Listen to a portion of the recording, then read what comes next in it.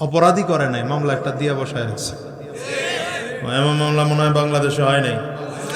জোরে বলেন না কেন? মামলা, আর কি মামলা অবস্থা!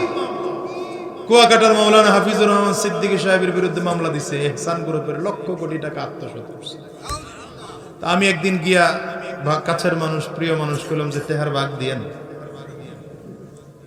চুরি করছেন যে এটার ভাগ দিয়েন। আমাদের আল্লামা খালিদ সাইফুল্লাহ আইয়ুবীর বিরুদ্ধে মামলা দেওয়া হলো, তিনি গুলিস্তানে ককটেল নিক্ষেপ করেছেন। তো আমি গিয়ে একদিন গিয়ে জিগাইলাম যে ভাই এটা কেমনে বানায় কেমনে? কয় আমি তো দেখি নেই জীবনে। আমার এক উস্তাদ মদিনানগর মাদ্রাসার নায়েবে মুহতামিম ছিলেন, মুফতি আলী আকবর সাহেব, তার বিরুদ্ধে মামলা দেওয়া হলো।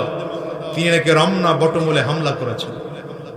হুজুর চিনেই না রমনা বটমূল কোন জায়গায়।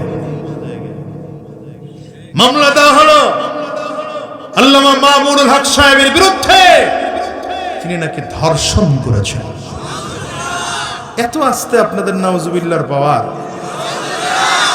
মামলা দেওয়া হলো আল্লামা দেলাওয়ার হোসেন সাইদি সাহেবের বিরুদ্ধে, তিনি নাকি স্বাধীনতার সময় যুদ্ধাপরাধী ছিলেন, নারী নির্যাতন করেছেন। জোরে বলবেন না নাউজুবিল্লাহ। মামলা দেওয়া হলো পীর সাহেব চরমনার বিরুদ্ধে, তিনি নাকি ৫,০০০ টাকা পকেট মেরেছেন। কত টাকার ট্যাক্স চিন্তা করেন, কয় টাকা মারছে? আমি তো বলি আলেমদেরকে যারা শুধু শুধু অনর্থক মামলা দিয়ে হয়রানি করেছেন, পেরেশানি করেছেন, দেখেন তো আজ তাকায়া উলামায়ে কেরাম মাথা উঁচু করে সমাজে চলছে।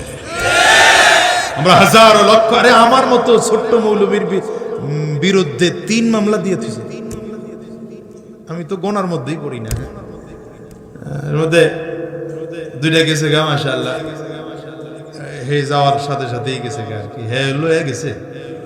আর একটা ছিল কোন কায়দা, এটার মামলা হলো আমি নাকি কার বাড়ির গাছ কাইটা আমার বাড়ি লয়ে আইছি। কোন প্রতিদিন যদি 2টা 3টা করে মাহফিল হয়, তাহলে আমার গাছ কাটার টাইম কই?